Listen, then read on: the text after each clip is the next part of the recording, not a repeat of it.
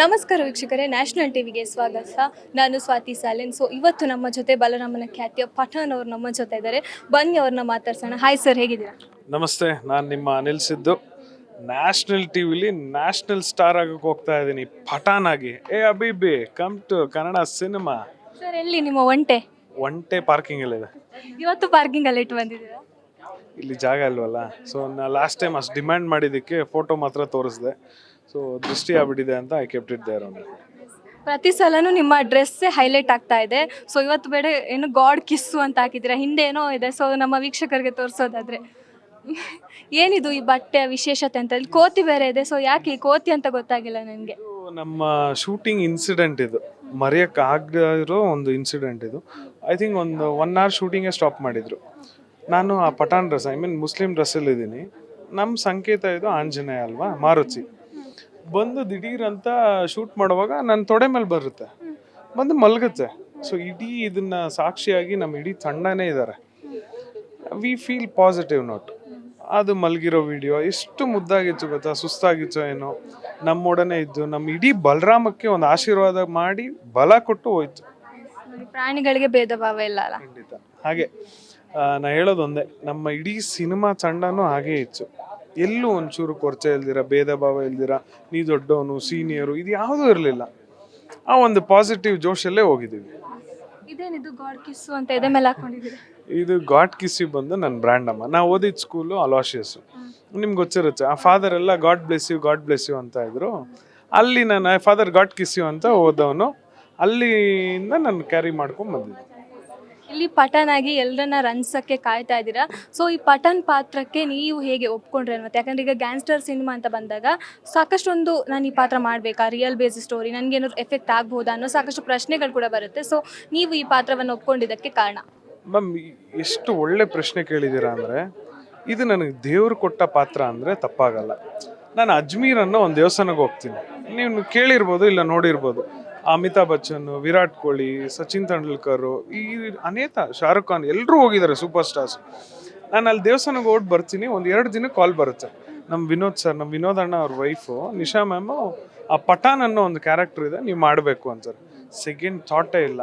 ಅದು ನಮ್ಮ KM ಚೈತನ್ಯ sir ಅವ್ರ ಜೊತೆ ಧೈರ್ಯವಾಗಿ ಎದೆ ಉಬ್ಬಿಸ್ಕೊಂಡು ಒಪ್ಕೊಂಡೆ. ನಾನು ಪ್ರೌಡ್ ಮೂಮೆಂಟ್ ಅದು ನನಗೆ.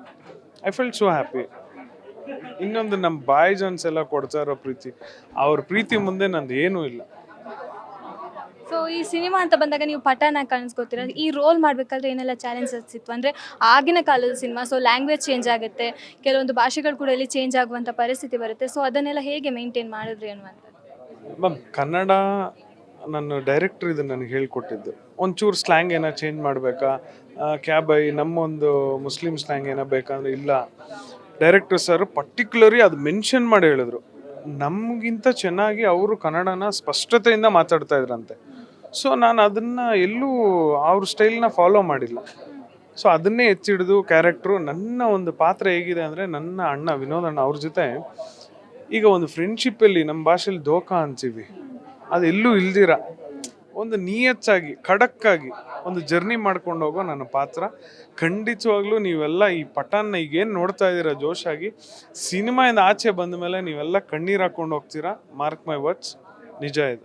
ಅಲ್ಲಿ ಸ್ಕ್ರೀನ್ ಮೇಲೆ ಪಠಾಣ್ ಎಲ್ಲರನ್ನ ನಗಿಸೋ ಕ್ಯಾರೆಕ್ಟರ, ಅಳ್ಸೋ ಕ್ಯಾರೆಕ್ಟರ, ಹೆದರ್ಸೋ ಕ್ಯಾರೆಕ್ಟರ? ಖಂಡಿತ ಇದು ಅಳ್ಸೋ ಕ್ಯಾರೆಕ್ಟ್ರು, ಹಾಗೆ ಎದುರಿಸೋ ಕ್ಯಾರೆಕ್ಟ್ರು. ಅಷ್ಟೇ ಖಡಕ್ಕಾಗಿರ್ತೀನಿ. ಒಂದು ರೌಡಿಗಿರೋ ಕ್ವಾಲಿಟೀಸ್ ಎಲ್ಲ ಇರುತ್ತೆ. ಹೆಮ್ಮೆಯಿಂದ ನೀವು ಪಠಾಣ್ ಕ್ಯಾರೆಕ್ಟರ್ನ ನಿಮ್ಮ ಹೃದಯದಲ್ಲಿ ಹಂಗೆ ಹಾಕ್ಕೊಳ್ತೀರಿ. ಅದರಲ್ಲಿ ನೀವೆಲ್ಲರನ್ನ ನಗಿಸ್ಕೊಂಡು ಜಾಲಿ ಆಗಿದ್ದೀರಾ ಹೇಗೆ?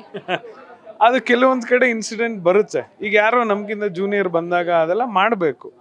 ನಗು ಇಲ್ಲ ಅಂದರೆ ನಮಗೆ ಎನರ್ಜಿನೇ ಇರಲ್ಲ ನೋಡಿ. ಎಸ್. ಈಗ ಸಿನಿಮಾದ ಬಗ್ಗೆ ಹೇಳಿದ್ರೆ, ಈಗ ಮೊನ್ನೆ ವಿನೋದ್ ಸರ್ಗೆ ಸ್ವಲ್ಪ ಹೆಲ್ತ್ ಅಪ್ಸೆಟ್ ಆಯಿತು. ಸಾಕಷ್ಟು ನಾವು ಕಮೆಂಟ್ಗಳು ನೋಡಿದಾಗ ಇದು ಸಿನಿಮಾ ಮಾಡ್ತಿರೋ ಗಿಮಿಕ್ಕು ಅಂತಲೂ ಬಂತು. ಅಂಥವ್ರಿಗೆ ಏನು ಹೇಳ್ತೀರಾ? ಅಮ್ಮ, ನಮ್ಮದು ಪ್ರೊಡಕ್ಷನ್ ತುಂಬ ರಿಚ್ ಆಗಿದೆ. KVN ಬೇರೆ, ಆನೆ ಬಲ ಅಂದಿದ್ದಾರೆ. ನಮ್ಗಂತ ಅವಶ್ಯಕತೆ ಇಲ್ಲ. ಇನ್ನೊಂದು, ನನ್ನ ಅಣ್ಣ ವಿನೋದ್ ಪ್ರಭಾಕರ್ ಅವರು ಈಸ್ ವೆರಿ ಸ್ಟ್ರಾಂಗ್. ನೀವು ನೋಡಿದ್ದೀರಾ, ಇದಕ್ಕೆ ಸಾಕ್ಷಿನೇ ವಿಡಿಯೋಗಳಿದೆ. 11 ಗಂಟೆ 12 ಗಂಟೆ 1 ಗಂಟೆವರೆಗೂ ನಮಗೆಲ್ಲ ನಿದ್ದೆ ಇಲ್ದಿರ ಅಷ್ಟು ಪ್ರಮೋಷನ್ಸ್ ಎಲ್ಲ ಮಾಡಿಸಿ ಇವರು ಮತ್ತೆ ವಾಪಸ್ ಕಳಿಸ್ತಾ ಇದ್ರು. ಇನ್ನೊಂದು, ನಮ್ಮ ವಿನೋದಣ್ಣ ಬಂದು ಈಸ್ ವೆಜಿಟೇರಿಯನ್. ನಾವಾದರೂ ಸ್ವಲ್ಪ ನಾನ್ ವೆಜ್ ತಿಂದು ತಡೀತಾ ಇದ್ವಿ. ಅವರು ಬರೀ ದಾಲು ರೋಟಿ ಈ ಸೋ ಡೆಡಿಕೇಟೆಡ್. ಮತ್ತೆ ಆ ಸ್ಲೀಪ್ಲೆಸ್ ಬಂದು ನಿದ್ದೆ ಇಲ್ಲ ಅಂದಾಗ ಅದು ಪಟ್ಟ ಅಂತ ಹೊಡಿತಮ್ಮ. ಆ ದೇವ್ರ ಆಶೀರ್ವಾದ, ಇಡೀ ಕರ್ನಾಟಕ ಜನತೆ ಆಶೀರ್ವಾದ, ಅವರು ತುಂಬ ಚೆನ್ನಾಗಿದ್ದಾರೆ, ಈಗ ರಿಕವರಿ ಆಗ್ತಿದ್ದಾರೆ. ರೆಸ್ಟ್, ನಿದ್ದೆ ಅನ್ನೋದು ಪ್ರತಿಯೊಬ್ಬ ಮನುಷ್ಯನಿಗೂ ಬೇಕು. ಈ ಸೂಪರ್ ಫೈನ್ ಅಮ್ಮ. ಸೊ ಕಡೆದಾಗಿ 26 ಸಿನಿಮಾ ರಿಲೀಸ್ ಆಗ್ತಾ ಇದೆ. ನಿಮ್ಮ ಪಠಾನ್ ಸ್ಟೈಲಲ್ಲಿ ಜನಗಳನ್ನ ಕರೆಯೋದು. ಎಸ್, ಏ ಅಬಿಬೆ ಕಮ್ ಟು ದುಬೈ ಅನ್ನೋದೆಲ್ಲ ಹೋಯ್ತು. ಏ ಅಬಿಬೆ ಕಮ್ ಟು ಕನ್ನಡ ಸಿನಿಮಾ ಬಲರಾಮನ ದಿನಗಳು. ಎಸ್, ಇದೇ 26ನೇ ತಾರೀಕು, ಇನ್ನು 2 ದಿನ ಇದೆ. ದಯವಿಟ್ಟು ನೀವೆಲ್ಲರೂ ಬಂದು ಸಿನಿಮಾ ನೋಡಿ, ಹಾಗೆ ಇಡೀ ನನ್ನ ತಂಡಕ್ಕೆ ಆಶೀರ್ವಾದ ಮಾಡಿ ಅಂತ ಕೇಳ್ಕೊಳ್ತೀನಿ. ನಿಮ್ಮಿಂದನೇ ನಮಗೆ ಬಲ. ಸೊ ಜೈ Balarama. Thank you so much sir. Thank you sir. So ನೋಡಿದ್ರಲ್ಲ ವೀಕ್ಷಕರೇ, ಇದು ಪಠಾನ್ ಅವರ ಮಾತಾಗಿತ್ತು. ನಾನು ಸ್ವಾತಿ ಸಾಲಿಯನ್, ಸೈನಿಂಗ್ ಆಫ್.